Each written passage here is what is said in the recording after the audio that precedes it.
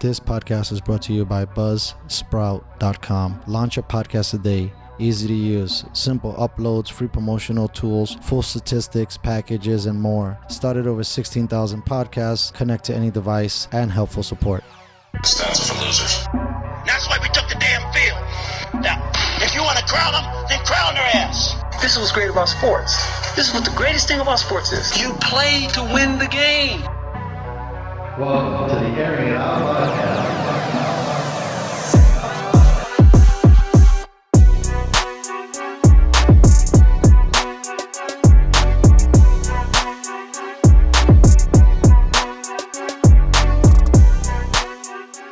Welcome back, guys, to another episode of the Airing It Out podcast. Today, my guest is Sam Grant. He is a audio producer. Really happy to have you on. Thanks for coming out. Oh, thank you. And thank you for the drinks. I really appreciate it.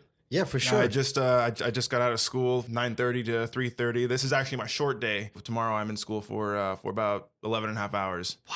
Oh, so yeah. What is it that you're studying? Double majoring in... Wow, you're a smart guy, huh? Hey, well, you know what? Double major. Hey, it's community college, you know, so get as much as you can done before you move on. I agree. You know, because you need 60 credits to get a transfer from community college to 4 years. So you know, I might as well do as much as what I love at one time and make it so I can definitely have a wide range of what I want to do in a 4 year. Okay, and so 60 credits is what, 2 years? 60 credit. In theory, yes. Okay. But you could do it however you could stretch it out or I'm kind of compact going. it. I'm going about it a little differently. See, I'm not exactly following the major requirements for the college that I'm attending per se. I'm pretty much just finding finding the classes that relate mostly to me and what I want to do after I graduate. What I'm doing right now is I'm double majoring in media communications, and under that one emphasis is in audio production, and the other is in cross media journalism. So basically, along the lines of radio journalism. However, this semester, because I want to take a video course, I changed my audio production major to a video production major just for this semester. Because I find it important in film, along the lines of sound production. But Sure. Because what I want to do someday is open up my own company to where I can contract freelancers. Say if someone like me, an ambitious college student who knows what they want, is getting the things that they want done, and has come across the necessary time and equipment to at least begin to accomplish these goals. You know, find students, find people with that kind of potential, and say, hey, I got this company where I find jobs or people send me jobs or contracts. How about we work? How about you sign under me, sign under my company name, and you know you go out and do this contract, and you give me, you know, X percent, right. X percent, and of which goes to my company, and then that, you know, affords more gear, more, you know, say more microphones, more recorders, and then because I want to have a wide variety of equipment. So I eventually want to expand into lights and into video, and eventually into maybe like special effects or something like that if I'm that ambitious. So I want to have the equipment to where I can send out, or not just send out, but where I can hire not just audio producers, not just sound mixers, you know, but videographers, light guys, you know, electricians, people who are willing to work on say a film set, a music stage, a recording studio, you know, and for recording studios, you know, I'd love to be able to record bands, record podcasts, audiobooks, or voiceovers, something like that. One of the things I would really like to record is Foley, and what Foley is taking basically taking sounds in a film. So say like a family is eating dinner together, sure, right? And the silverware is clanking against the plates. Well, on a set, you're probably not going to be able to catch that, or you will catch that on your mics, you know, on that are on your actors, but it's not going to sound real. It's not going to sound like it's in the film. It's just going to sound like it was recorded in the background, you know? So what a Foley artist will do is they're going to take that scene and they're going to put it on a screen. And as they watch it, they're going to record, you know, they're going to hold silverware and just like scrape it on a plate or something like that. I've seen but that. That's pretty cool. In cadence Right. with what they see on screen. So now, does it have to be? Because being now that I'm starting to get in this world, it seems like you could do a lot of magic. Oh, right? yeah, Like you could probably record it and then move it around. Exactly. And these different interfaces. But I usually see when I watch movies that the guy, like, it's not even just forks and knives, like maybe a gunshot and pile on the floor. Or they're like walking on the sand and they're literally like doing sand moves, but they're doing it at the same time, but they're capturing the sound at the same time. So I found that fascinating if you have to do it exactly when. Yes, because there's a lot of magic that people just don't really understand. Yeah, and you know what what happens with the audio side of things. And you know what? It doesn't have to be just, you know, your silverware and plates. Right. You know, it could be you know, scraping keys against porcelain or something like incredible magic. Great. Foley artists, they have. So that's what they call. That's interesting. A Foley artist. After the man who created it, Really? John Donovan Foley. I think that, oh man, I forgot which movie. There's a World War II movie out there. I forgot what it was called, but there's a scene where they're filming a documentary, like they're filming the voiceover for a documentary, and they're showing this aircraft, this airplane, make a dive, and you know you hear that sound, right? There's a scene where there's Foley artists.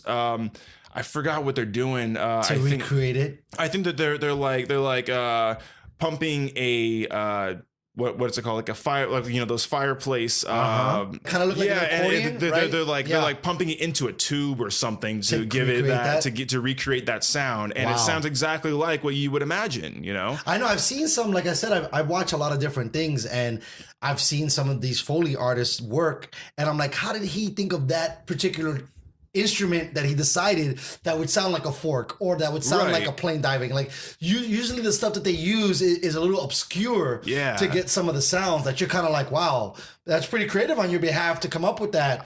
It's funny. I'll go grocery shopping with my roommate, and he'll be like, okay, well, what do you want for dinner? I'm like, I don't care. Just let me get those bell peppers. Let me get that raw chicken, and let me get that bag of rice. And it's like, is that what you want for dinner? I'm like, no, I'm gonna record. I'm gonna record something with it. And he's like, what are you talking about? You know, but like with bell peppers, you know, you crunch bell peppers, it sounds like you know, muscles and bones just like tearing and breaking. Sick. You know, so like like in a karate movie or martial art film, if someone snaps their arm. Crunch that in front of a microphone, or like any kind of crispy vegetable, like that's dope. Celery, right? Snapping celery, like you know, if you just want that quick snap, you know, as opposed to a crunch. Like crunching a bell pepper would be something for like a zombie or something, you know, and like him eating somebody, but you know, then you still have the zombie. Sounds scary. But then you have the zombie digging around, you know. You have the zombie digging around in the body, and that's where the raw chicken comes in. You just squeeze that in front of the microphone, you know, and then you want say it's, you know, that the survivors are, and it's raining, you know, you got the rice, and you can get a tin or a metal tray and just kind of like sprinkle the rice onto the tray, and it sounds like rain hitting that tin roof.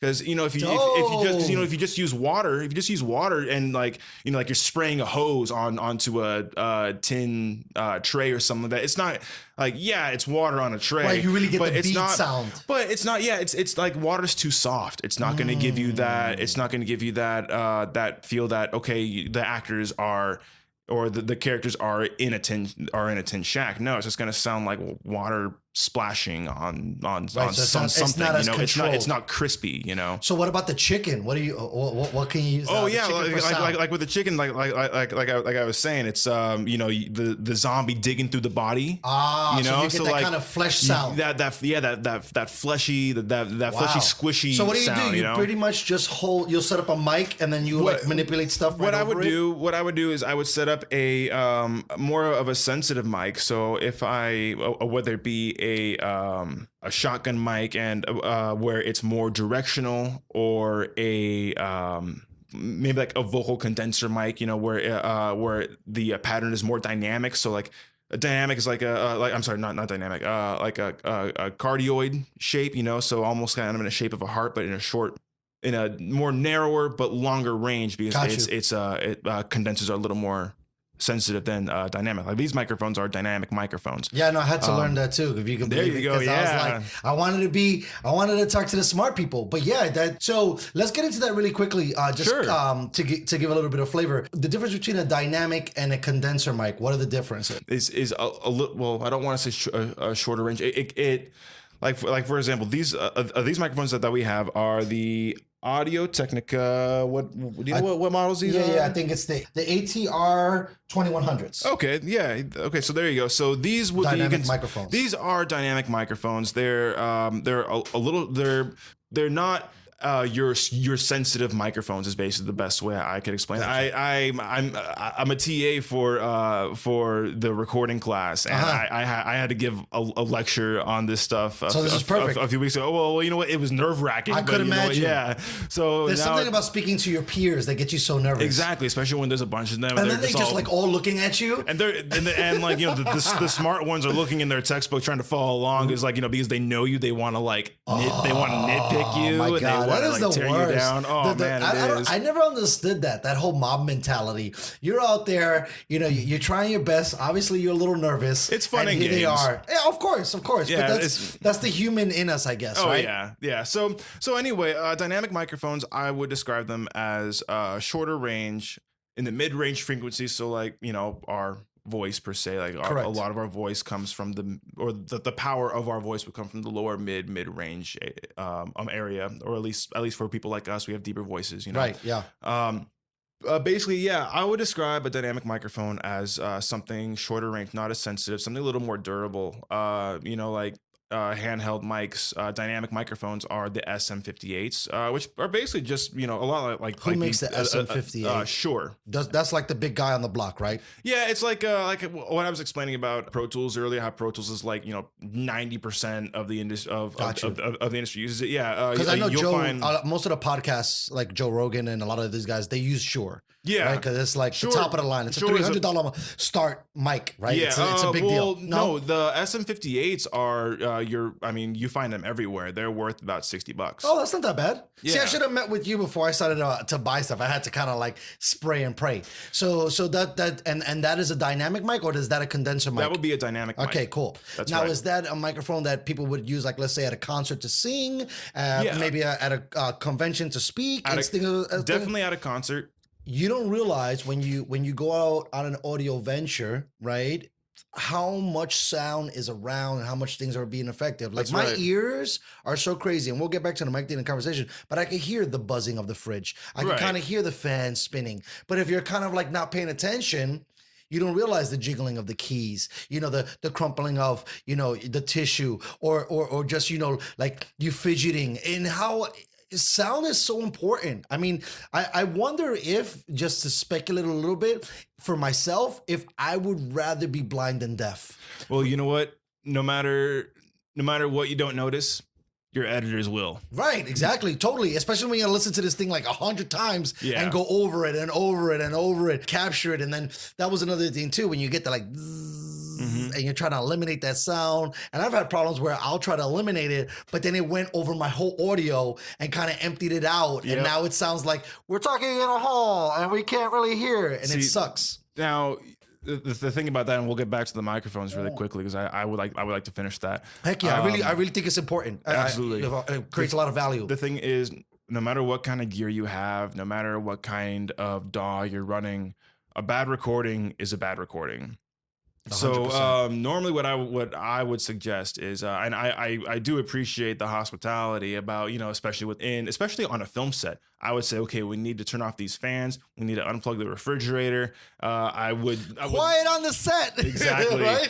I would let the host know in advance. Like, I mean, if the host is willing to let us unplug the refrigerator, hey, Right. I'll bring a cooler. I'll bring some ice. Let's throw your stuff in. Let's throw the stuff in your fridge and freezer into this, because we have to unplug the fridges. It's going to generate noise, and that will pick it up. Well, that's especially if what you have a really kitchen cool. scene, So you know? I've been literally setting this gear up and taking it apart, and this will kind of get us back into the mic conversation. I've been really blessed because this space, as I go back, because it's a dynamic and because you said it's a short range, it won't pick up that much ambient sound. Now, Right. when I go to someone else's home and they have some other stuff, like for the most part, our sound is at least bouncing off of 3 walls, Yeah. and the microphone is literally right in front of us. It's fine. Like, for example, I had a project this weekend that I was trying to capture voice and a fireplace simultaneously because I'm working on a show that they wanted to have the fire in the background. So we played it, or I played it, and the fire didn't show up. And I had to realize, like you literally have to have another mic dedicated just to that specific sound because of with a dynamic is such a short range. Now, maybe with a shotgun mic, like you would recommend or discussing, it's going to pick up more. The condenser, you tell me, would that be something that picks up more of the ambient sounds? Well, without getting into too much detail, yes, it will. But with a condenser, you will need something called phantom power. Basically, on a console or a recorder, it would be called. It'll probably say like plus 48. I'm sorry, plus 48. Yeah, It's a 48 voltage, right? yes. For the people that don't know, explain to us why a condenser mic needs phantom power. Okay, well, a microphone, like a dynamic microphone, which this will give you more background into them. Microphones carry a low signal. A signal that's being fed from. Is that okay? Oh yeah, that's fine. Thank you.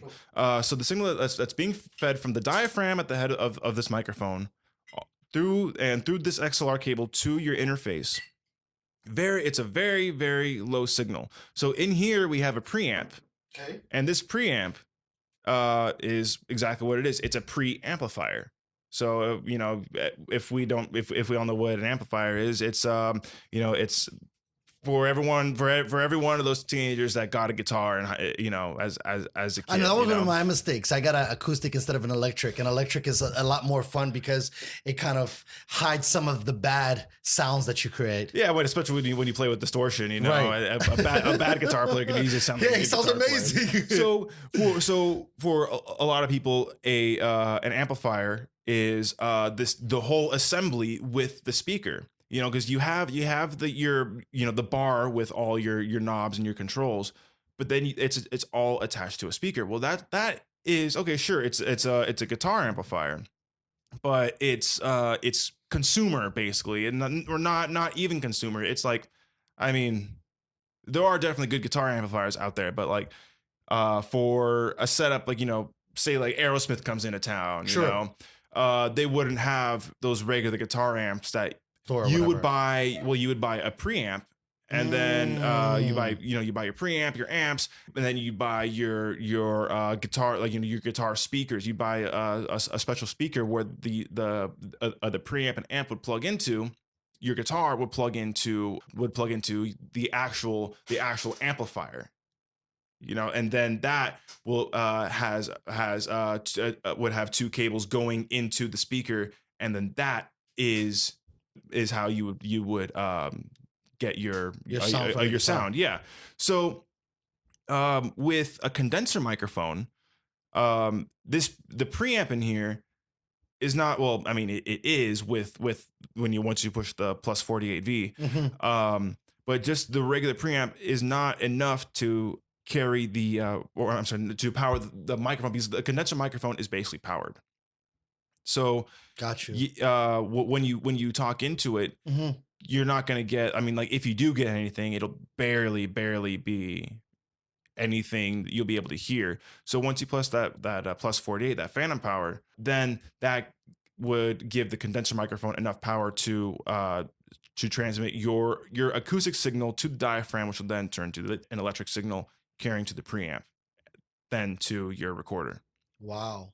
That's insane. You know, you look at it from the outside and an average Joe, and there's really so much. I'm very fascinated. I don't know why I think I blame it all on Joe Rogan and Tim Ferriss, but Joe Rogan, I don't know how much of the technical stuff that he does, but really understanding how powerful sound and it's not just, well, I'm going to capture it. How many other things need to be in place to not only capture, but to magnify the sound, because you want to get the best sound possible. So if you have to raise and lower certain things in it, you can get a better product. Right. When you just think about, like you were saying, as a kid, you just get the electric guitar, you plug, and you're just strumming and you're having a great time. But when you're getting my wife's dad, he does this professionally. He's a sound engineer for a whole bunch of bands. That's awesome. And I look at the equipment these guys are getting, and I mean, they got soundboards and they got, like you said, and now to have someone explain it in a layman's terms, it makes a lot more sense. Having phantom power, having the diaphragm, having it go, basically getting an amp, and then you're having to get another place to kind of bring it all together. I think it's an amazing skill. I've always been fascinated with sound. I think I've been always an auditory learner, where I have to kind of hear it, and then in second place visually, where I could see it. Reading things don't always pop off the page for me. Like I'm more of a in the physical, and it's just really amazing what sound does to you, right? Like I've passed by so many different things, and a sound can just take you to another place. I sometimes equivocate sound with smell. You know, you smell something and it's just like, well, that's what grandma's house smelled like, or that was the carpet that was in my campground. You know, you can hear certain things, especially when it comes to music, and it could take you to a place, right? Or, you know, you can, I don't know, like yesterday I was at La Jolla, and just hearing the roar of the ocean was just so powerful, and it was so quiet, and just hearing it going back and forth. There's just something really special about sound. So talk to me. I don't know how much you can go into, but first of all, is this the first podcast you've ever been on? Actually, yes, I've engineered podcasts before. And I was technically able to chime into one of them, but I didn't really want to. So yeah, I think I'd have to say this is the first podcast. Okay, so I would like to say congrats. You know, thank you. Thank you so much for coming on and doing all this. But something I wanted to ask you was, I don't know how much you can say and stuff, but and it's kind of a two-parter. So you've been working on your own film. Yes. Without, I guess, giving away too many secrets, tell me some of the challenges that you've kind of come into with making your movie, because it's been a dream of mine for a long time, and it's kind of cool that you're doing it. And I'm not going to say that you don't have a budget, but I'm sure pretty guerrilla style, right? With some of the things. You know what? Actually, no, not guerrilla style. I went through quite a few lengths to make this movie as legit as possible. Okay, so perfect. So for people that, you know, maybe would want to make a movie, tell me some of the hurdles that you have to go through, especially in Southern California, to start making a movie. Okay, well, first of all, this movie did require a shootout scene. Wow, that sounds intense. It was, and you know what? It came out great. Well, I don't mean to cut you off, right? No, so one of my favorite heroes growing up was Brandon Lee. Brandon Lee got, awesome, yeah, right? Shot on set, and I was just about to get into that. Right, that's what I want to ask you. Did you have to hire a gun specialist to kind of overlook that thing, or did you guys not use real guns? Fortunately, I did. I did have a gun specialist. Nice. However, is it a requirement by law if you're going through the proper channels? Actually, well, first off, by law, you're not allowed to have real weapons on a gun set. Hence Brandon Lee. So it changed? I mean, I thought they used real guns, and then it was like caps or not caps, fake bullets. They switched out. I believe from Really? Okay. I can't be quoted on this. Don't worry. When I start my blog, I gotta go look back, and I'll for the listeners, I'll look it up for you guys if you're patient with me. What the story that I'm aware of? Tell me, yeah. Is the weapon was switched out from a prop weapon to a real weapon, and that is how they got him. I don't know if you know this too, but apparently, I don't know if it was the real gun, but it was fine. What happened was that they were using it multiple times, And the chamber got so compacted that by the time, let's say, because it's like, okay, ready, shoot. You shot it, but you didn't like it. Ready, shoot again. They didn't so they clean the kept weapon. shooting it, and they didn't. And so then he got basically killed with a fake bullet. But because the chamber was so compacted with all that stuff, that the final shot made a bullet of all those fake things, and it shot him. He got killed by the world's smallest claymore. 100%. Right, and it was just because they didn't have the gun specialist. So I don't mean to cut you off because you're right in my wheelhouse. I'm starting to get excited. Fine. I'm happy you're excited. So now we have to use prop guns. Yes. Right? So what's the difference between a prop gun and a real gun? I know a real gun. What makes it a prop gun? It's totally fake. Prop gun won't kill someone. No, I get that, but does it? Can you load a cartridge into it? Does it shoot off a cap? Does it make a sound? Does it shoot fire off of it? Well, what I did. I believe you could use blank weapons, right, or blank rounds. Correct. Which way out of my budget. Okay, cool. But having fired blanks before, they do create a flash. So what we used were CO2 guns. However, we did not even need the CO2 cartridge because even for the bigger weapons, we had a submachine gun, a fake submachine gun on set. The bad guy, I guess, who had that weapon, he only needed to fire off one round. Okay. So because the weapons were I want to call it live action because the weapons had action, meaning you were able to move the bolt, rack the bolt back and fire the trigger, and the bolt, the bolt cocks and quotes fires. We had no need to use the CO2 cartridges, making it semi-automatic to where you could. So basically, when you pull a trigger, it clicks, and then you can click it back, and it clicks again. And another good thing for not having to use the CO2 cartridge is that with the CO2 cartridge, it would have made a sound. And yeah, we had permission, and I'll get to that right after this. It just made me feel better because I saw myself as the overseeing executive producer, because I poured out a lot, not just money. I poured out a lot of money, time, and effort into this film. I felt a lot better not having any higher decibels and just being the sound guy. I'm very cautious of 100%. It's weird when you're in a field, you become more critical. Exactly. Right? Yes. So it felt really good, and my videographers and my editors gave me their confidence that they'd be able to put in a convincing flash.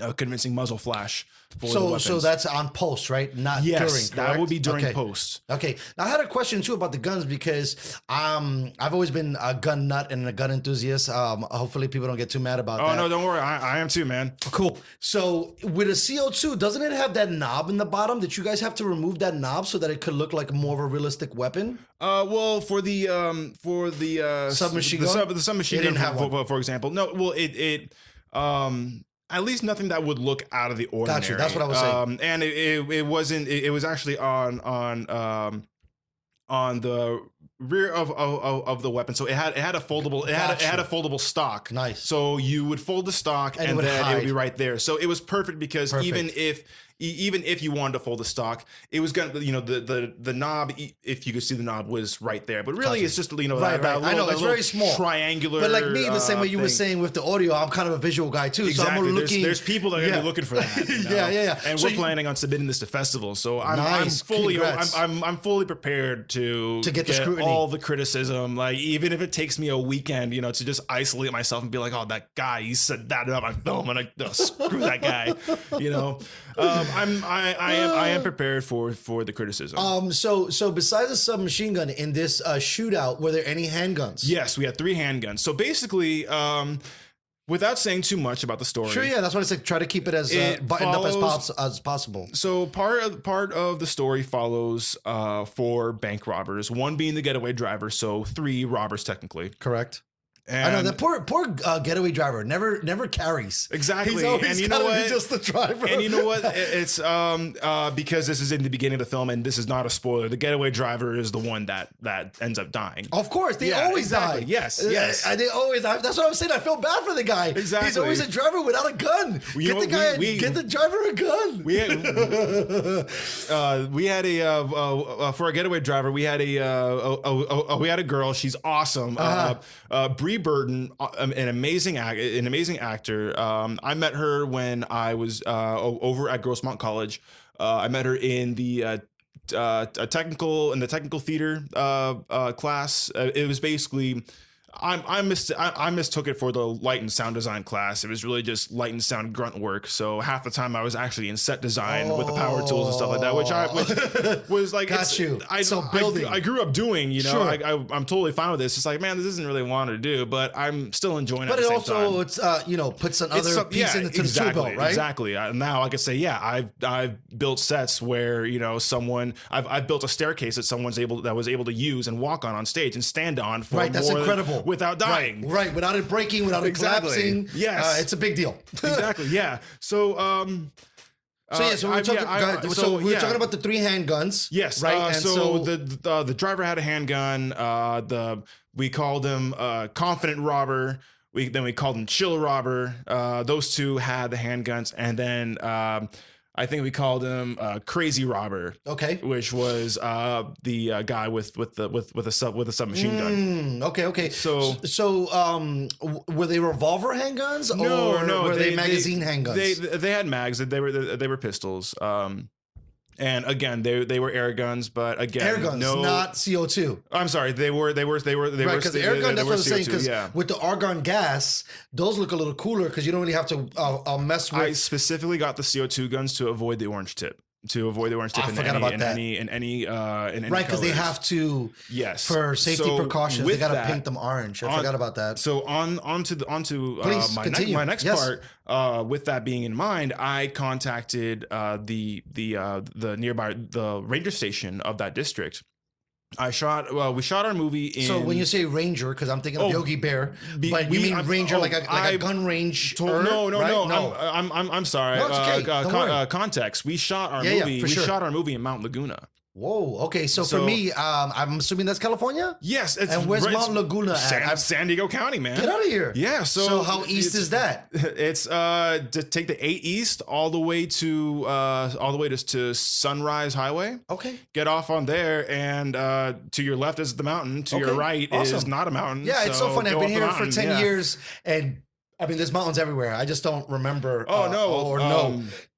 Yeah, some it's of the places. do you know Alpine? Mm-hmm. So it's past Alpine. Perfect. That's what I was going to ask. Yeah, I just didn't want to mess up the No, words because of I'm course. still learning areas of California. Most, I mean, even San Diego locals, man. Most people are only aware of Alpine, and that's it. Right. You It's know? almost like San Diego stops or California stops after Alpine. Exactly, but you know what? There's people up there. There's little 100%. communities up there. Right. If going from Cleveland, it's called Cleveland Forest. Mm-hmm. The whole area. But Mount Laguna is the one directly down to 8. But just north of that is Palomar Mountain, and Gotcha. we all know Palomar. 100%. You know, Yes. yeah. So there's that. Okay, so around this area, perfect. Okay, so now we Exactly, talk to the Yogi Bear Ranger. Exactly. Right? We Okay, talk cool. to the Yogi Bear Rangers, and All right. that means no disrespect to them. No. They're They're official. They are I just super trying to because I helpful. thought maybe a ranger meant no, of course. a guy who's a gunsmith at a range. No, So I didn't know if there was a different term. I gotcha. Park rangers, yeah. So you talked to the park ranger, and what did you have to notify them about? Well, first off, they were super helpful. They were extremely friendly. I was actually kind of nervous, especially this being my first film and something I'm in charge of. I'm like, oh man, what if they question me? What if they interrogate me just for having weapons or fake weapons? That being, you know. And I called them up. And first it was the main office that answered, and they said, okay, who's this? I'm like, hi, my name is Sam. I'm a college student at Grossmont College. I have college students that are actors and a college film crew, and we yeah, no problem. keywords are college and student. Why is that? They like those words? No, I mean, that's do just- they move mountains a little better? No, well, yeah, that's just in general. It avoids any questions like, okay, well, are you making a Money, profit? yes, You know, and that's the thing, yes. especially when you're amateur and you're 100%. just starting. You don't have money. You know, Right. you're not paying anyone. Right, 100%. You're getting the people that you barely have a budget for lunch. You're using that friend to business ratio on like, okay, this is I know this person, they're a good actor, I trust them, you know. Right. I know this person, they're a good videographer, they have a cinematography major. Let's ask them, you know. Yeah, you're like a young George Lucas. Exactly. I like yeah, it. yeah. You know, and you have a very small budget. True story. So yeah, keywords are student, college, and no budget. You know, and this is a no budget film.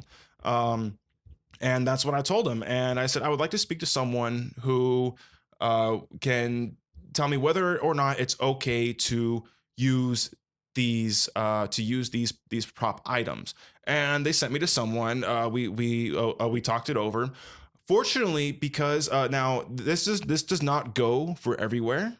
This is preference and Right, and exclusively just to exactly. And this is this mountain area that you spoke to the Rangers about. Yeah, and this is also just like how much how much the Rangers see as, okay, what can go wrong, you know? Now, Right. we weren't building any fires, Right. especially over there because it's no fire zone. But again, we weren't building any fires. So it's not we a weren't- campground. It's just a mountain that you can hike. Exactly. Yes, Right. we weren't we weren't setting up camp. Even though we had tents for the scene, we weren't using them to sleep in. We Right. weren't spending the night there. Right. We So it was weren't- we weren't- basically all day shots.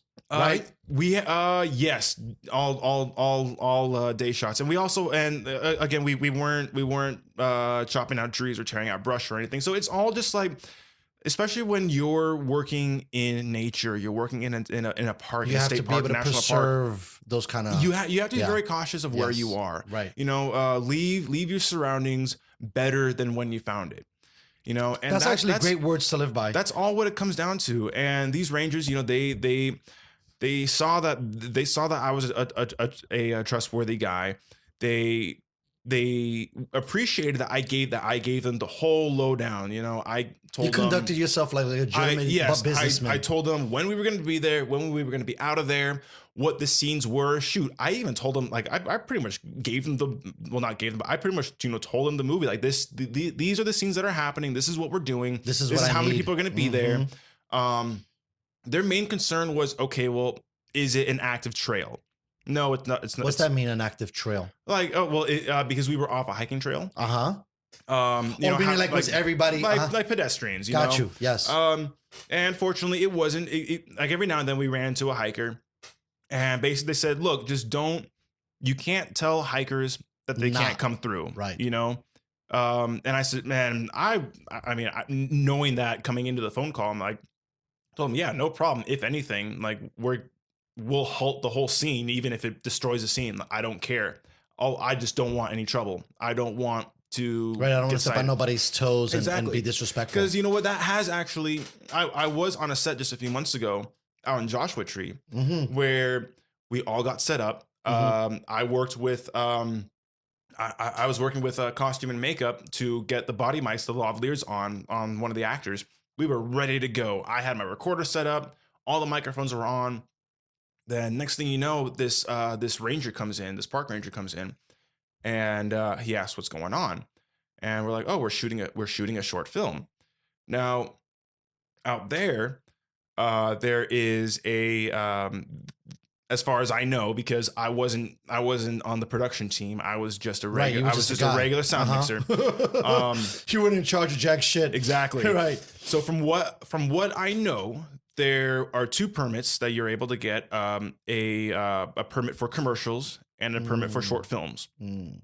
Obviously, the one for short films is cheaper because commercials, you're advertising. Right. You're making someone money. Right. You know, one So way basically, or the another. baseline on a lot of this stuff is Yes. the moment you say you're going to make money, they want to charge you more. Exactly. So, from what I heard mingling in the crew, because I tried to stay away from, I didn't want the Rangers to know my face.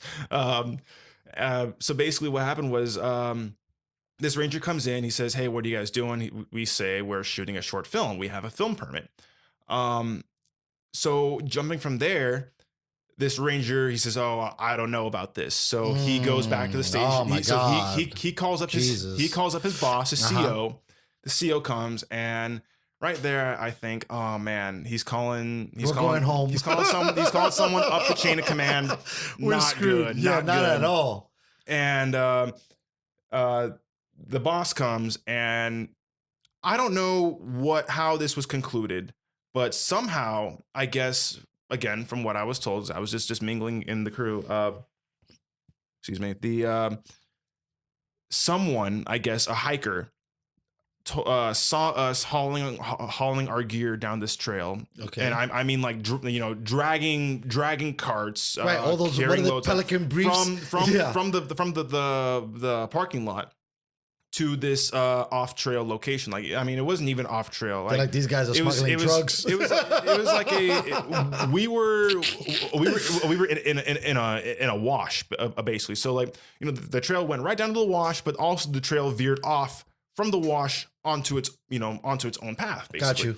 So I guess someone saw us, and they called the Rangers on us and said, hey, they're shooting a commercial over there. But also thinking about it, you know, it's probably, you know, growing up in a town where the cops, you know, they roll up on you sitting on your curb outside of your house. Right. 2 a.m, they say, oh, someone calls and said there was suspicious activity. And I'm like, no, man, I'm just sitting on a curb. Right. You know, and this is my house right here. Right.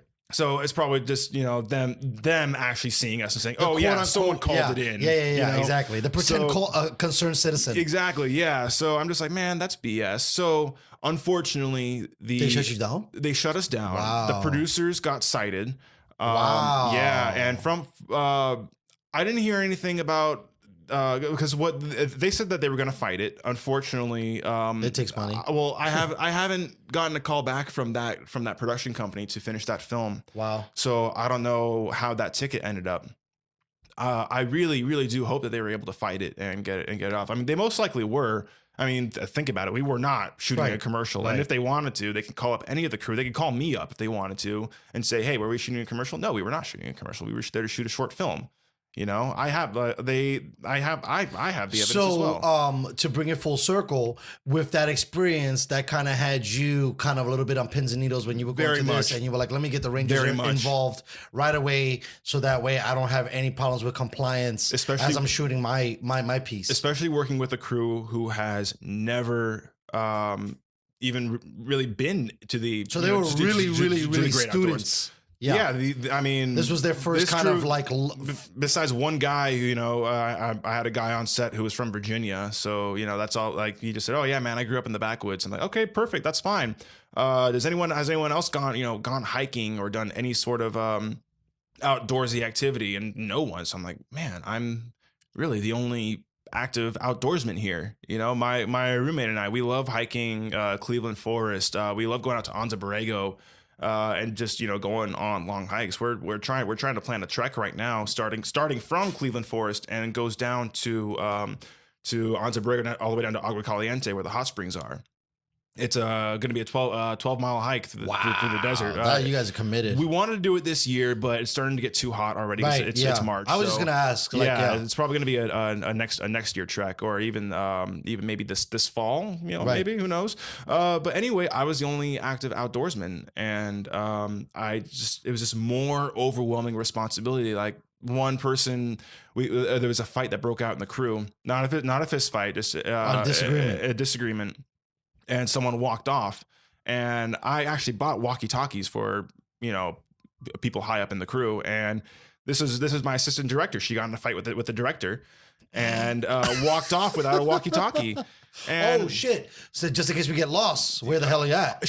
Granted, she but that was your concern. That was my concern, because she didn't tell anyone where she was going, and she was by herself. That's crazy, and especially, I mean, no offense to, you know, the females, but young lady lost in the woods kind of deal. You know, you could get into some trouble with not having some backup.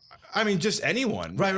Anyone lost in the woods, never being out there. You know, I was very concerned. You know, so I don't really know how to track. You know, I'm familiar with it, but I've never had to track anyone. I've never tracked an animal. Just I'm familiar with it. I've followed tracks before just for fun. You know, I've taught myself this stuff just so I know how to do it when I'm out hiking by myself, you know?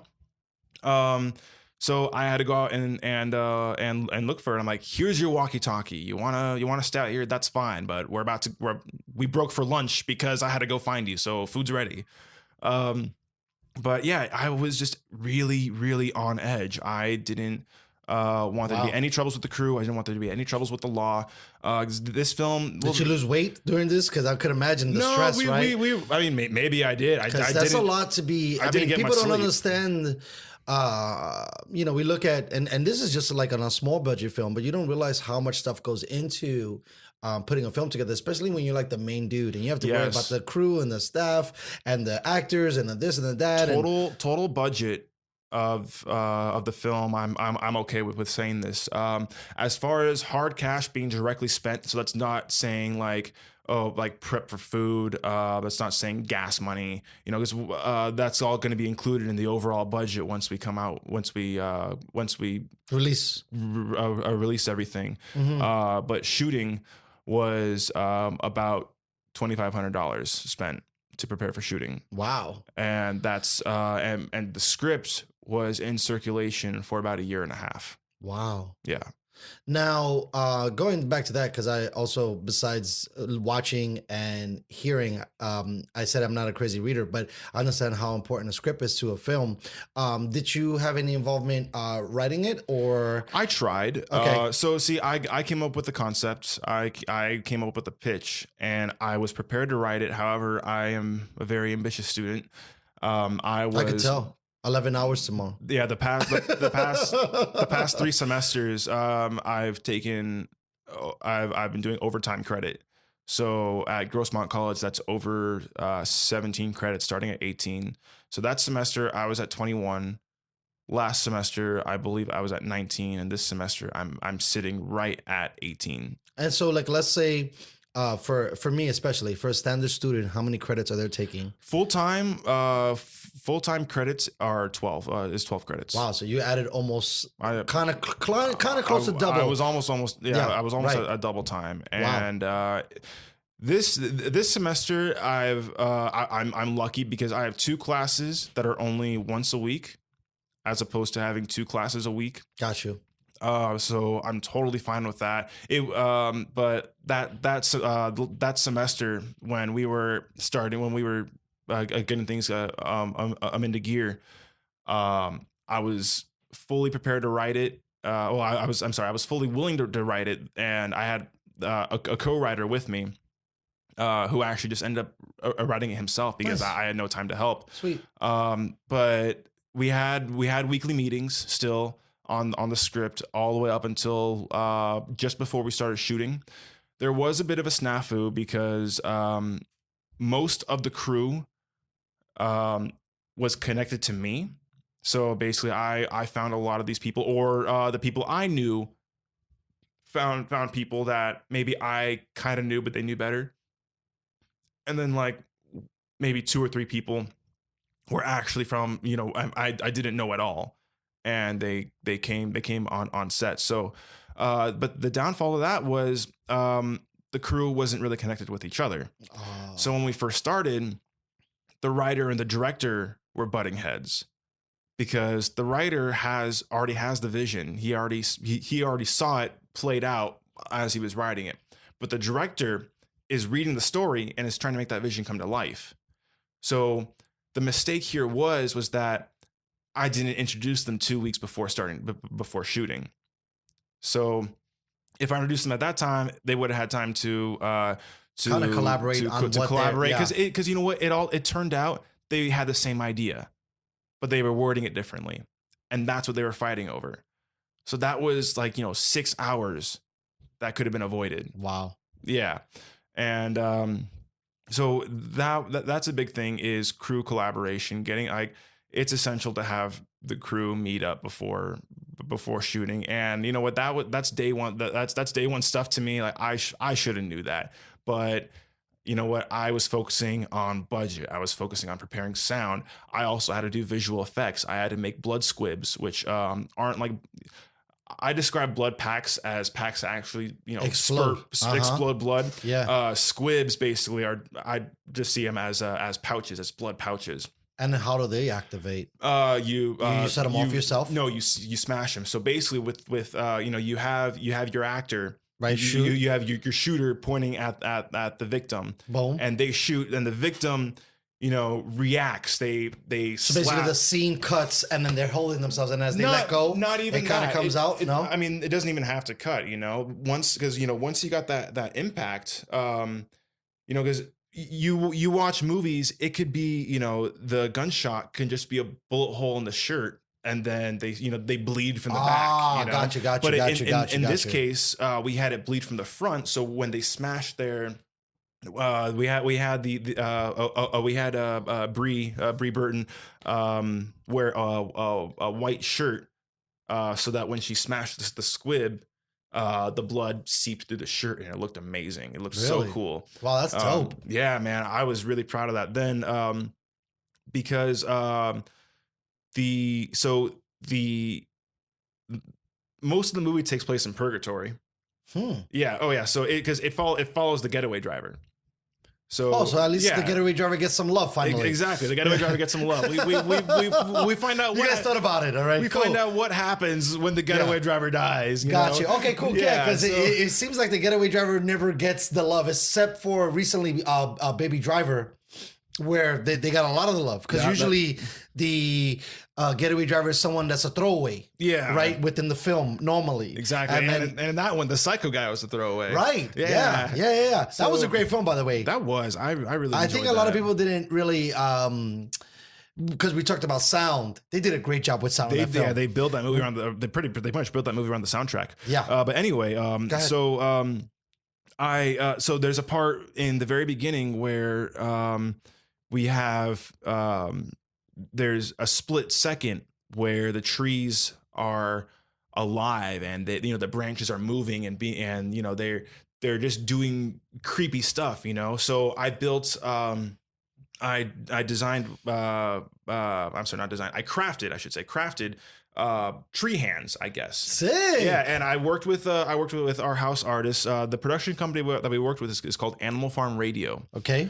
You can find them on Instagram. We mostly do live shows. This was our first movie together as a production company, but we mostly set up live shows, whether it be do it yourself in a big empty warehouse, or setting up a show at a venue. So yeah, this is our first movie, and we have an artist who normally designs our flyers, designs our sets, and I worked with our artist David on Instagram. He's Quiche My Art. His real name is I believe his real name is Quiche, or something along there. Yeah.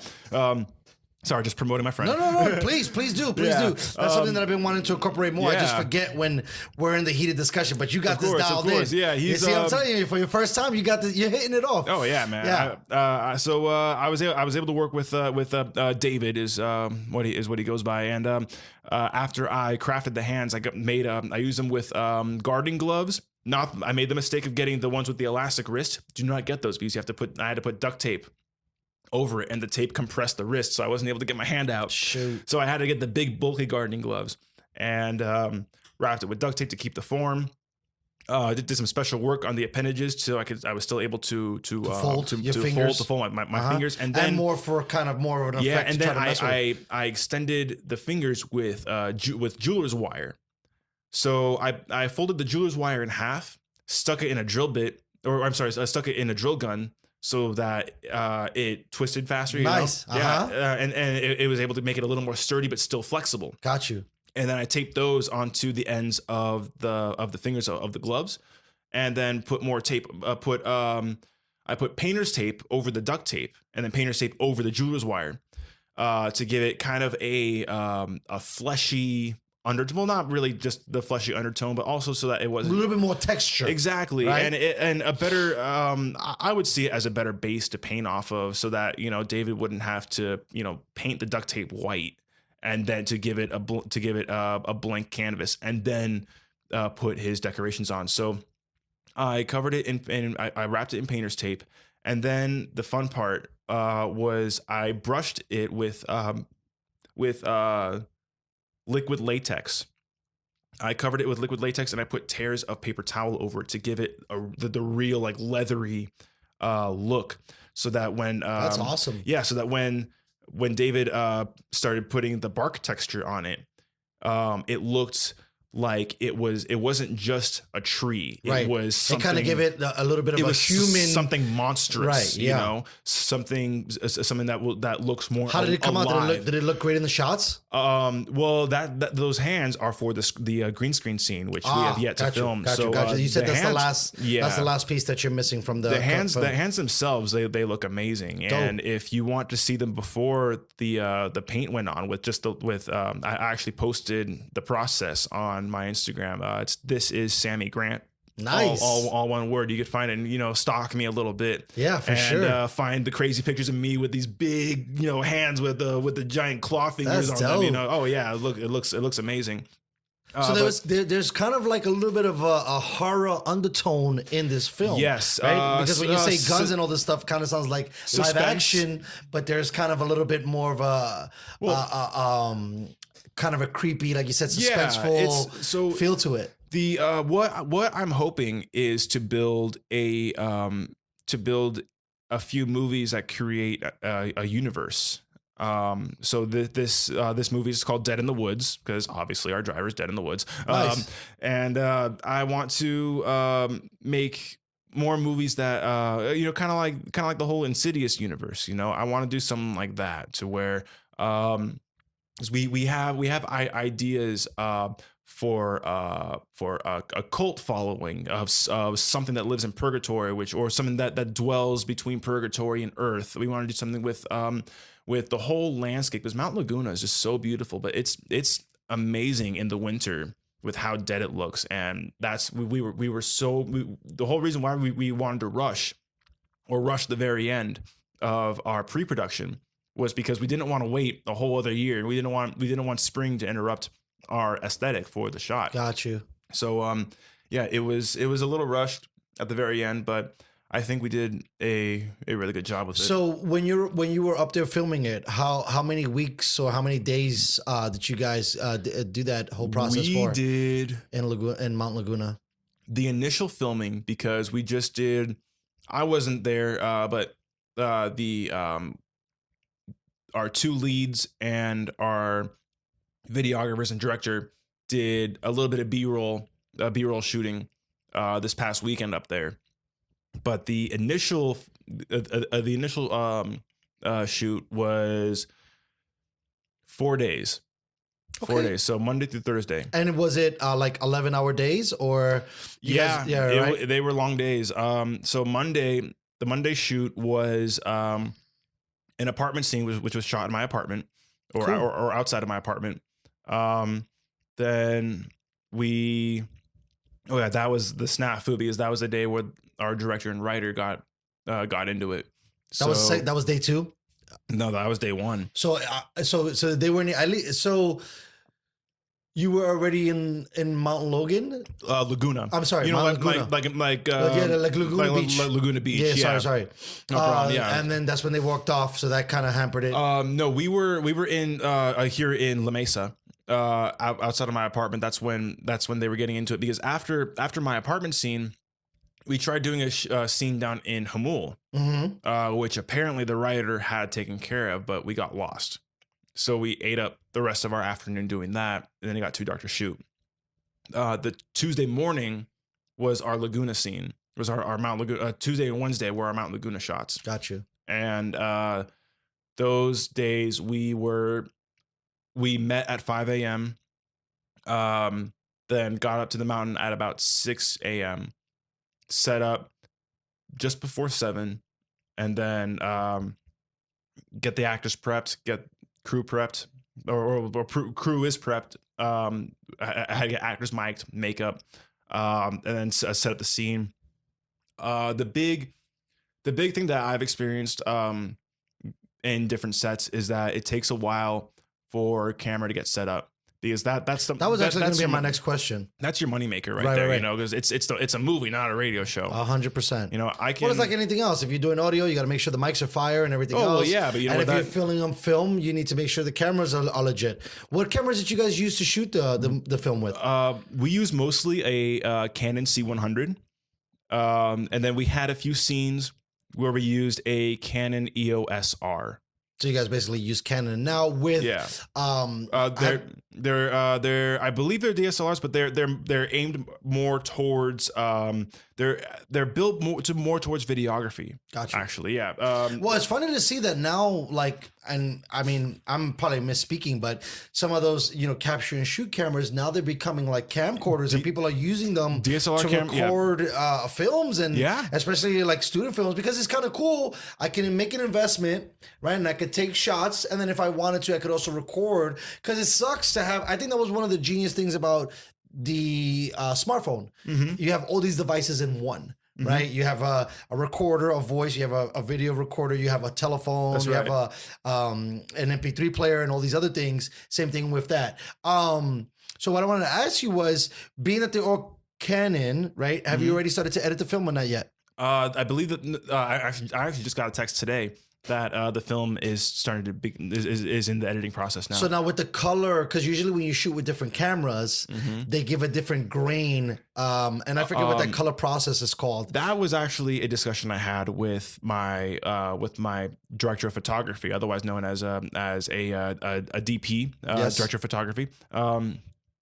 That was something I conversed The with him color about grade, before. right? I think that's what it's called. No. First It was more just camera models, just which camera I wanted to use. Oh, got you. So we agreed on the C100, but being that I trust this guy, he's a very, very talented a videographer, cinematographer, director of photography. He does it all. My buddy Logan, I believe, he's under Government Productions. His name's Logan Government. Nice. You also find him on. That's a pretty on cool last Instagram. name. Yeah. Oh yeah. Yeah. Right? Yeah. Exactly. Yeah. That's what I said when I first met him. Like, I asked, is it Government Productions? He's like, no, Government Productions. I'm like, that's still really cool. Right. That sounds pretty fire. Yeah. So I trusted him to make the right choices, and from what he tells me, the C100 and the EOS R are very complementary. Got you. Okay, So cool. I was That's happy awesome. with that, and and you know, having seen switch from purgatory to real life, you know, of course you use different filters on the camera, 100%. which will then later, you know, which of course will help you more do what you want when you're working in post. But back to setting up, you know, with so like running sound, I could do sound by myself until it's time to, you know, put mics on the actors. Then of course I need the actors. So therefore it's a body and the person applying the mic to the body, you know? So, but other than that, I could do it all myself. And then even when sound check comes over, okay, actor one, sound check, or, you know, I would say the name Breeze, sound check, Tommy, sound check, Trevor, sound check, you know, so on and so forth. But because everything is on my body, I have my recorder on a harness, on a chest harness. And with this harness, you can listen to each person's. Yeah, because I have so the because I've seen it, but I've never heard anybody explain it to me. So the recorder is a little bit bigger than your interface here. You know, it's about yay big. You know, so it's, you know, it's maybe like the size of a big iPhone kind of deal, or like a smartphone but thicker, like this. The width, the length Well, and actually, width, this is yeah, but probably like the size a little of an more, iPhone. So it's probably bigger. voluminous. Yeah, I'm really trying. I'm looking around trying to I find a got you. good Don't way worry. to verbally describe it. But Maybe the size of a VHS. yeah, like Right? yeah, for the people that know even for what a anyone VHS is. for anyone under 25, yeah. I was surprised that you would even say that, but yeah, okay. Dude, I used to have a whole collection of me too. VHSs. Please, yeah. So I actually had VHSs well into the DVD era. Yeah, Yeah, me too. So so anyway, So you have this this vest, and you have this. I have rig. a harness that goes to the recorder case, and then in the recorder case, I have not just my recorder, but the receivers to my lavalier transmitters. And I can get to that a little later if you like. For sure. So with that, I have total control of audio. And if I wanted to, I could get cables that hook up from my recorder to the camera so that the camera has not quality audio, but what's called scratch audio. Okay. So that in post, when you put the camera files on your editor, on your editing software, the camera video will come with, the camera audio. So, but instead of it being the mic audio, it'll be the mic audio will basically be my audio. And then with that, we put my quality audio that was recorded on my recorder to my SD cards. We take that and it syncs with the scratch audio. I'm sure there's more purposes, but that's my big one whenever I'm able to sync with the camera. In this case, we didn't. Is it more of like a troubleshooting thing where you're trying to capture as much different audio as possible? That way you can see which one came out better? And if you have to do, or it's just you just like following this process? Not exactly. It's not really which one comes out better. It's more as a guide. Thank you very much. Yeah, you're very welcome. It's more just to it's more there as a guide. Okay. When it comes down, if it comes down to finding out what sounds better, that's something that you want to do. That comes down to what mics you're using and where they're placed. Gotcha. Yeah. So with that, so setting up sound is on an amateur or independent set very simple, or at least simple compared to what camera has to do, because camera has to work with lights when it comes to setting up a shot. And not only that, but you have your director, looking at the camera monitor. You have the DP looking at the camera monitor, and then if you have an actual camera operator, because what a director of photography does is they're in charge of everything that shows up on the camera, which includes lights. So that's interesting. Yeah. So in this case though, the DP was the camera operator. But you also have your light grip adjusting lights on the camera. Then you have your actors on set. You have the whole environment that you got to work with. It's all just setting up the shot, and it's not just taking a picture. You have to move it continuously. So you have to be sure that whatever you're focused on stays in focus, especially when you're moving. So how much moving did you do? Because that was another question I wanted to ask you. Because you have like quite all a these bit. rigs that they slide the camera, right? And then didn't have that. It was actually it was handheld? It was gimbal held. So I guess technically handheld. If you is that the gimbal that you sway it and the camera basically stays where it's at? Yeah, right? it's manipulated by bottom weight. Right. Yeah. And those things look pretty cool. They are, and they get pricey too. They get very intricate. It's crazy how much this equipment starts to really start to pile up. So I was actually because I got so many. Did you rent this equipment or did you purchase it? So my DP, because he's under government, he has his own company, Government Productions. I actually rented from him, and that's the thing when you're working with friends, especially that are also in a similar or doing something similar within a field, or just in anything in general, especially like when it comes to art, I don't like asking my friends for free, for a free picture or for a free, a piece of work. I do something to make it worth their while. Yeah, 100%. I also think it creates value for them too, right? It's not like this guy's trying to use me. Like he's trying to benefit himself, but he's also looking out for me, right? Exactly. I think it creates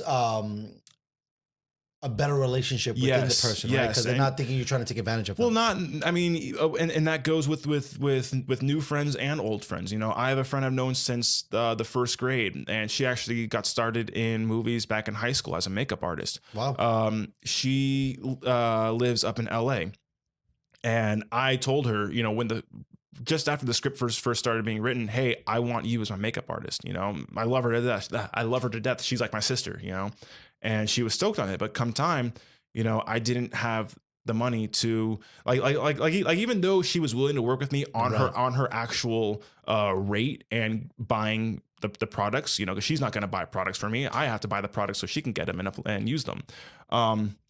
Or even just gas money to come down to San Diego. I felt bad. And I said, look, I don't care how much you're willing to do for free. I don't have the means to pay you. I don't have the means to give anything to you.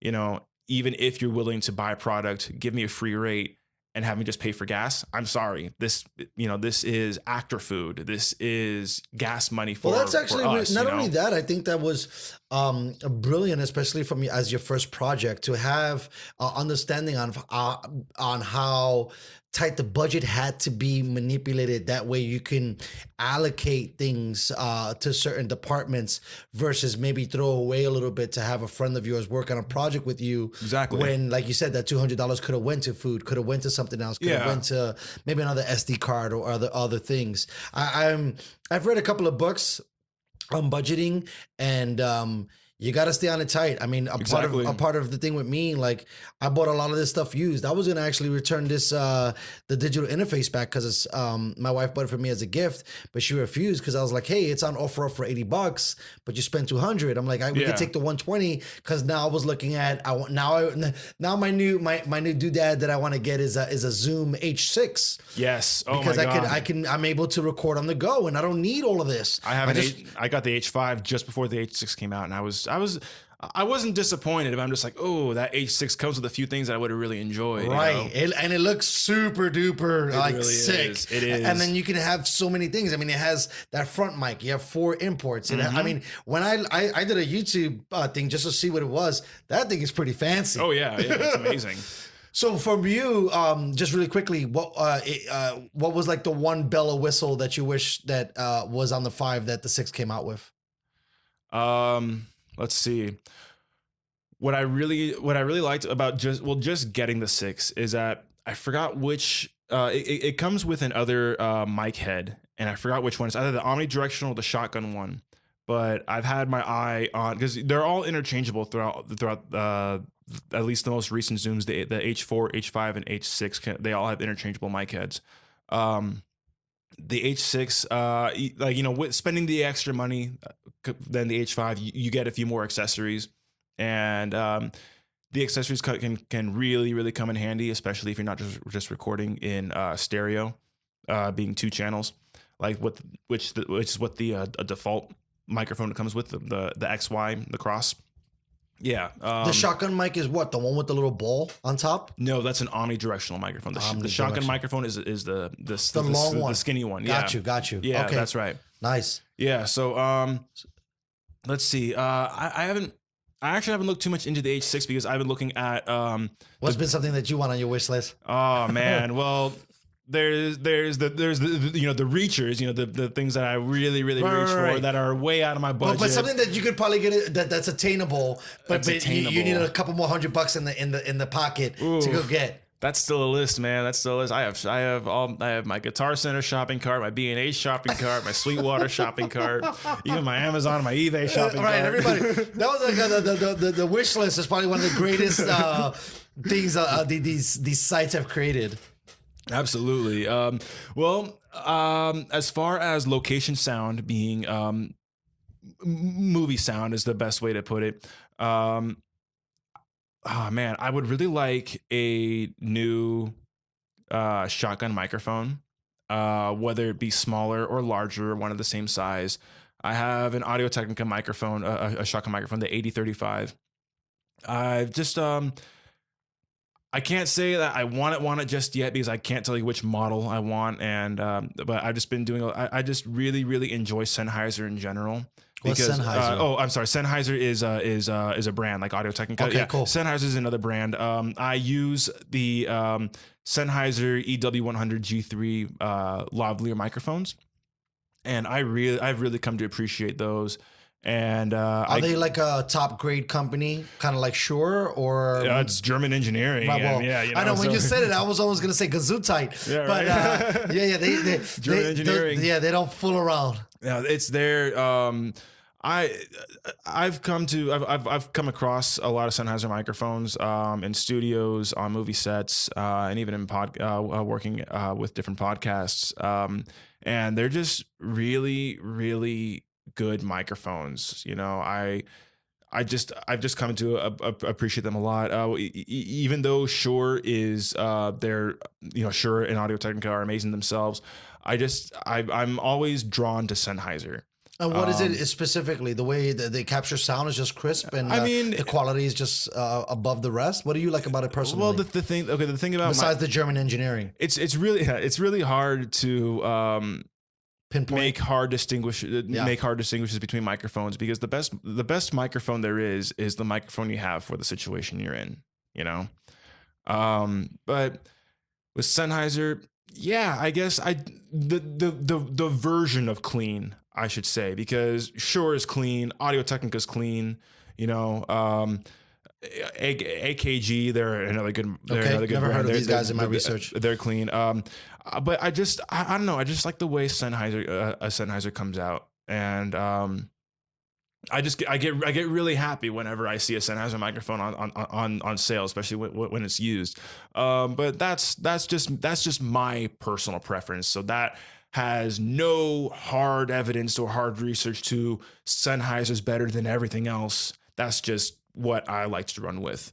So I guess it's just me kind of staying brand loyal. But unfortunately, it's hard to come across floor model movie microphones as opposed to stage microphones, because it's you could find a Guitar Center. I haven't seen any specific pro audio or any movie gear shops that you just walk into and test gear out. Nor would I really know what I want to. If I were a store owner, that stuff is really expensive, you know. So all the stuff I see is either online or at conventions that I go to kind of test and work exactly with. Yeah. You know, it's funny that you say that. So I don't know why, but I know Guitar Center is kind of a household name. I've always enjoyed Sam Ash, but some of their stuff you could touch. So you have a $2,000 piano I can mess with. You have a $2,000 guitar I can mess with, but you won't let me touch a $200 microphone. Right. Yeah, and they should kind of, I mean, especially now with the growth of podcasting, the growth of social media, and the sense of, I mean, first of all, congratulations that you're working on your own film, but man, maybe 20 years ago, that would have been hard to think about. Oh, absolutely. But why wouldn't these guys have a setup where, hey, maybe a little podcast setup where you could go and you can talk into the mic and then hear yourself back and be like, well, this is, I would love to buy this, or same thing, maybe some boom mics or some shotgun mics that you can kind of walk on there and then play back your audio and be like, okay, I know, because when you buy it, that was my concern. Right. I bought it. I have to work it, play it myself. And I was even really nervous too when I bought a lot of this stuff. I was watching the day I purchased it just in case I had to return it, because I'm like, I'm not going to get stuck with something I don't like. You know what? Even though there's at least not within 5-10 mile radius of this exact spot in La Mesa, but there's a Guitar Center right around the corner. Yeah. That you could test out most mics there. Okay, cool. I didn't know. But they, the really good ones are behind glass, right. And from there they look nice in that glass too. Yeah, and from there you have to go up to you have to find a clerk who or an employee who really knows that product, because retail, it's you hire whoever's qualified to talk to another face. I just came out of high school. I would like a job. Exactly, but you're not gonna get that many people with passion. But there's a few people there. I mean, who are knowledgeable, are very knowledgeable. Yeah, they do research on the product, or it's like if I went to go get a job at Sam Ash or Guitar Center doing what I do. Right, I have that kind of background. I recorded with this. Hey, I've done exactly. this. Yeah, yeah. So I think it's important for stuff like that. You know what I mean? Absolutely. And I think even comparing to what you were saying, your different lists, there's still a value in brick and mortar, at least on this side of things, because I need to talk to somebody that I'm like, hey, is this and this, compatible with this and this, versus I'm just reading reviews. A lot of those reviews, 50 of them are saying great, and then 50 of them are saying bad. And it's really up to you to kind of decipher what direction you want to go in. And that's been probably my hardest thing about getting away from brick and mortar, is trying to figure out how to decode the reviews because I'm just like, man, I would love to talk to a clerk and be like, hey, bud, this is what I'm trying to do. What do you think? But Yeah. Let's see what else on that movie. So yeah, camera was real. It was it took a while to set up, but once camera was set up, you're ready to go. And at that point, it's just finding the little things like, okay, is the mic completely concealable? Can you see anything that on screen or can you see anything on the camera that shouldn't be on camera? And then you're ready to go. Now after that, it's just the repetition. Because sometimes you don't, even if you don't have the right shot, and you got to do it over again. You have different angles. You got to get your wide shot. Then you got to get your close-ups, and there's 3 people on set or on scene. So you got to get the close-up of one person, the close-up of the second person, the close-up of the third person, and then you got to get your 2 shots, your 3 shots of on at a medium range. Everything that the camera operator does, it's so that you have more pieces to work with in post. I wanted to ask you something about that too. Because when you're doing all these things, especially you, I mean, first of all, I'll say it again, congrats, because you seem to wear so many hats on this project. I mean, even if you didn't write, you still were in a meeting every week about the direction. You had to make sure everybody kind of got along. You had to, reach out to different people to make sure that everything was there. Exactly. You're managing the budget. You're doing all of the other things where, for you having all of these different hats, did you, in specifically in the script and in the video, were you especially more with the video, were you there with the DP looking and checking out the shots? Were you going back and like looking at rewrites for the script and jumping between, or did you trust your guys a little bit where you're like, hey, this is what I want, I trust you guys, and then you're working on something else, because you had also the sound vest on, you know what I mean? And you were running a lot of hats, man. Yeah, for the script, that's what all the pre-production meetings were on. So yes, I was a part of that. I was able to give my own input on what I wanted to be on the script, at least somewhat.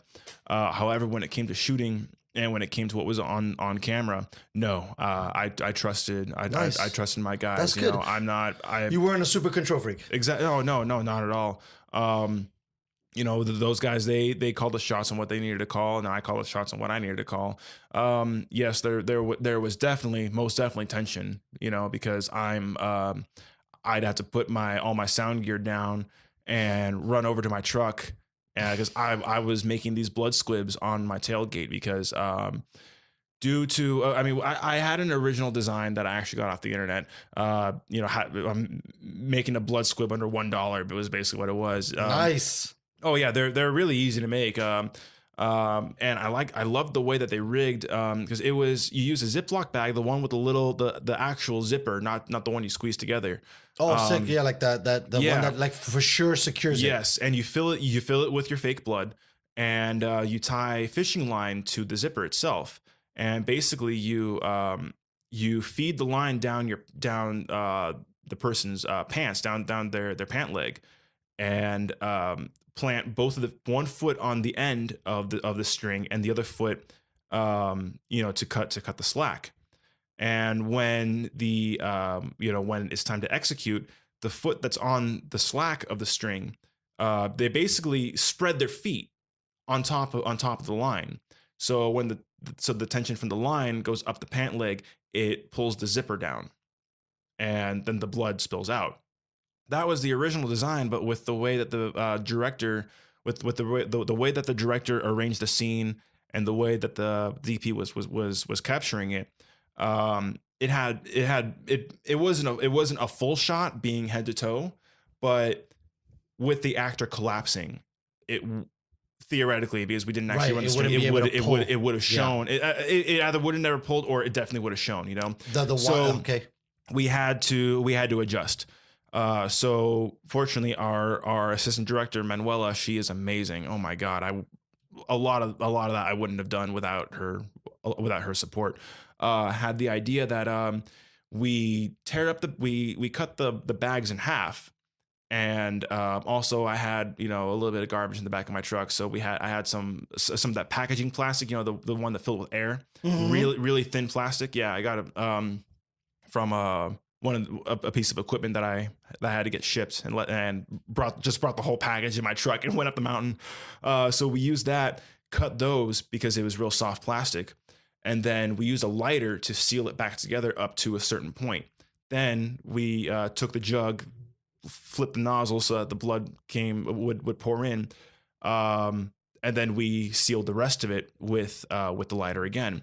The only hard part about that was the excess blood that would spill onto the end on the lips of the open end of the bag. It would interfere with the melting process. So it was hard to get it completely there. So we had to cover edges with duct tape, pop and smash. Nice. When it came time to execute that. But the parts where we butted heads was, I was trying to build those squibs and they needed sound. And I'm like, well, come on, guys, I can't be two places at once. So there were times where I didn't flipped out, but I snapped, you know. And some people came up to me and said it was justified. Others, you know, didn't. I really didn't care. It was the heat of the moment. I had to get things done, and the movie had to get done as well. So fortunately, it was all executed perfectly. Even as the sun was going down, we were losing daylight. So I keep thanking you for so many different things, but I also think too, like, I want to thank you again for kind of giving us a little bit of a glimpse inside, because I think that people don't really realize how much goes into making a film, even seriously. if it is whatever, you know, not gonna have a high budget, but whether people's points of view are, you know, clashing, or someone, because we're trying to save money, is wearing like 19 hats, and then the pressure that everybody's trying to put on, because you know, I think that artists, whatever kind of artist, and that's something that I've learned now, me considering myself as an artist, I think it was a hard time me swallowing that pill, because my parents didn't think that was a direction that I should go in. Right. How much scrutiny you put on yourself. Seriously. And then you put 20 artists who have that much scrutiny within themselves amongst others. And wow, if you don't have someone there to kind of balance, I don't want to use the word ego because it kind of seems selfish, but just what they feel like they want the output to put, it could be an absolute madhouse, because you got all these really smart and talented and I don't know, maybe for lack of a word, alpha thinking individuals that it's just like, kind of crazy, because people are like, oh yeah, you know, we always see the final product, and when you see the final product, you never realize how much work it takes to go into. Seriously. And it's I really, really, really hope, first of all, when this gets published, that the crew realizes how grateful you were to have, you know, all of these different people involved, but at the same token, how much effort it takes, because it's not like, that's kind of my thing too, because, you know, with this kind of being a little loosely bit of a sports kind of show, teamwork. Yeah. And yes. how it takes the whole group, right? And the whole me thing, you really can't. And even if there's a level of frustration, you kind of humble yourself back to, hey, this is our, you know, vision for this process. We can have a little bit of those moments, but I can't even imagine the pressure. And then now when you scale and you're talking about a multi-million-dollar company, multi-million-dollar film, when there's hundreds and hundreds of people and people just set. losing their shit on each other, you know what I mean? So thank you so much, definitely for showing that side of things, because like I said, me as that's now my thing, that now I'm gonna take to watching a movie, like, wow, I could imagine what this went into, and how much, you know, because I just told somebody the other day, I don't watch film like nobody else does anymore. I'm watching what kind of filter did they put on that? Right. How long did the scene last? Was it a close-up? Well, how many times did they pan? You know, did they do this? Did they do that? And now to think about people getting frustrated or having different problems, you know, through the production while you're shooting, man, I mean, I don't have any hair, but if I did, I'd probably pull that out because that's got to be tough, man. You know what? Everyone worked hard, and our company, Animal Farm Radio, we're planning on having a red carpet experience for our entire crew. Hopefully at the end of the year, when it's all done, once we're ready to, send it out to festivals and competitions. And it's not so much of a publicity thing. It's just more of a thank you for our actors and crew. You know, we want them to have that that experience, you know, walking into a building on a red carpet to go see their movie, to go see themselves on screen, you know. How cool, man. Yeah. That is so, bro, I'm telling you, it's been a dream of mine. I don't even remember the first film that just whisked me away in a place where I was like, I want to be a part of this. This process is so cool. You know, we've seen, like I said, the end version of it, but wanting to contribute to it because, man, movies are so cool. I was listening to some people and they were just saying like how the format, you would have thought we would have left it alone. But what, 60, 70, 80 years, when you watch a movie, like you could be stressed out. You could be this, you could be that. But when someone really pulls you in, you forget and you're in there with those actors who really make you believe that every scene is so intense and everything is just so interesting. I mean, I've always bowed my head down to that whole process because it's definitely an intense one, especially when you're talking about it. You want to talk, if you really want to appreciate a movie, watch the original Ben-Hur with Charlton Heston. Have you ever seen that? No, you know, it's so funny. I have like a list of films that it's a must watch and it's on there, but because you recommended it, I will. So Ben-Hur, it's based, I believe it's based, well, not quite on, I don't want to say mythos, but it's a work of fiction about, I believe it's based off of someone within his, you know, in history. Sure. During the time of Jesus Christ. And it's not a religious movie at all. It's cool. It's about a man who held a position of power within Roman control. Then the Romans come in the Romans come in even more. And they basically oust him of power. They send him. They send him to work to row ships into battle, basically. And his ship gets his ship sinks, but he makes it to, I believe he makes it to shore, to a beach. And from there, I can't remember. I believe he's enslaved again. But then he makes it out of power. He comes back home. And it's just about him, not so much gaining his power back, but it's about his redemption, you know. And they show, if you're familiar with the Bible or grew up under any sort of Christian, I went to Catholic school when I was in elementary school and high school. Yeah, so man, for sure. I went to a K through 8 too. Yeah. So we all know the parable of Jesus in the valley, right? Uh-huh. Yeah. So. Yeah. Like 10,000 people in the valley, you know? So this movie depicts that scene, but thing is that this was made in like the 50s, I want to say, before CGI was ever an idea. So how do they get all those, how do they show all those people on camera? Well, they got a bunch of people. They got, 500 to 1,000 people, put them all in a field.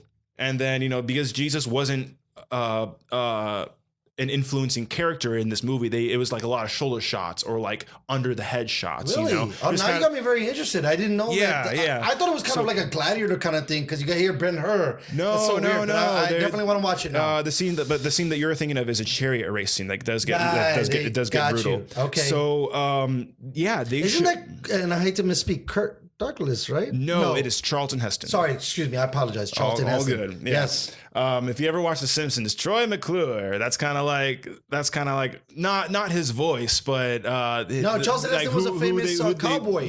Right? Like or made a lot of cowboy films. So he was in Planet of the Apes, the original Planet of the Apes. Oh, that's right. He was I believe he did the Ten Commandments as well. He did Ben-Hur.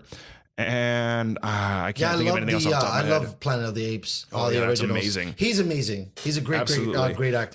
But yeah, I believe Troy McClure is his physical depiction on the Simpsons. But Troy McClure is also like a combination of just like very well known, outspoken celebrities. Got you. But yeah, freaking that scene, they had hundreds of people. I think that maybe even 1,000 people there, just as extras. You show up on extra to be, to sit on the grass 100 feet away from or 100 yards away from the camera.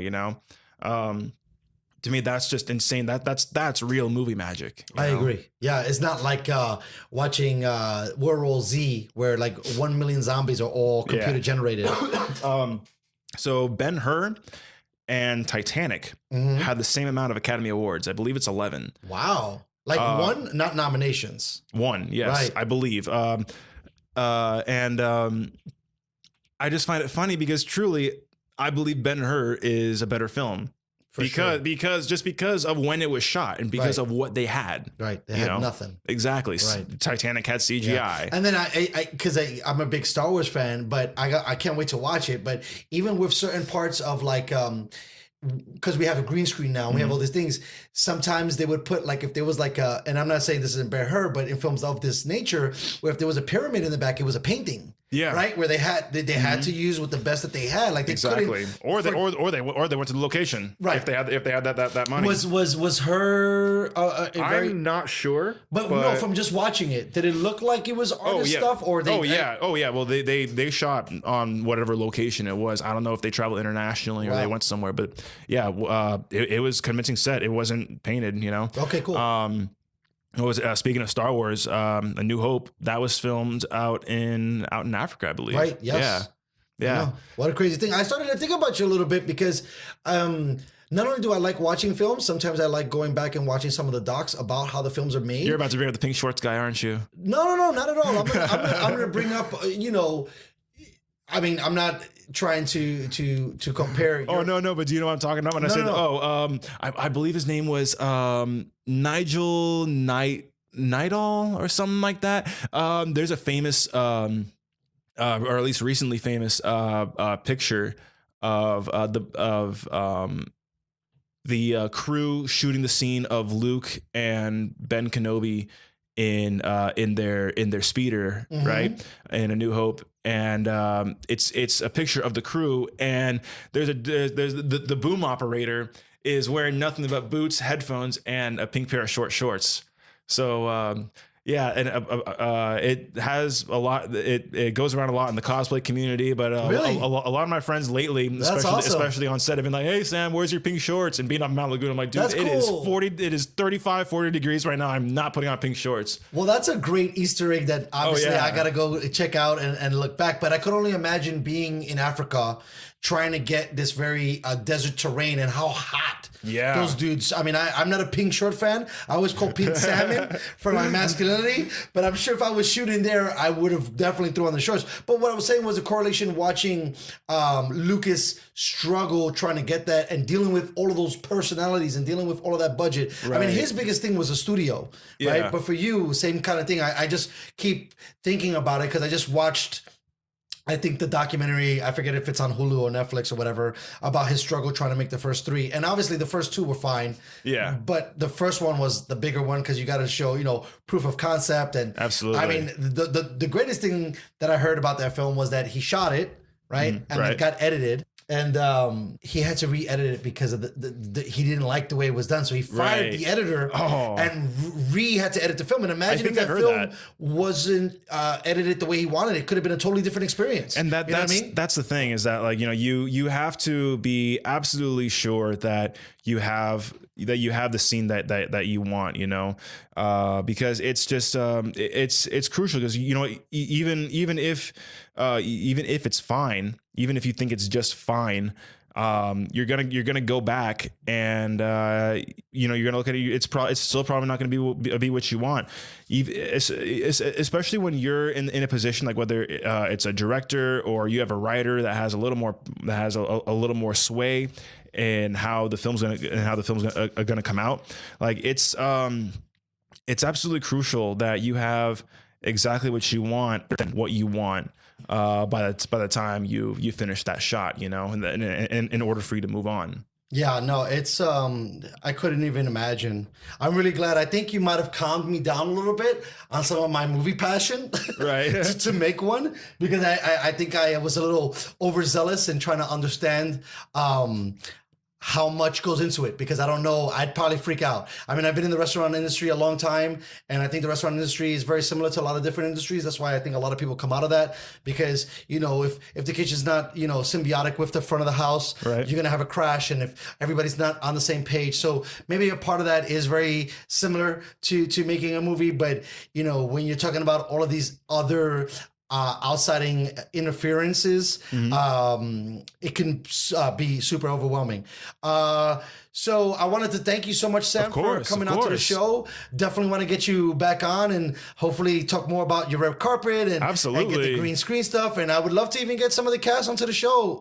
That'd be great to see. That'd be awesome. Because I wrote in the description that I'm going to get actors on here and understand their processes and so on and so forth. But I don't want to take too much of your time. I know you're a busy guy. Not a problem. You know what? I'd love whenever my actors come on, I would love to engineer the podcast.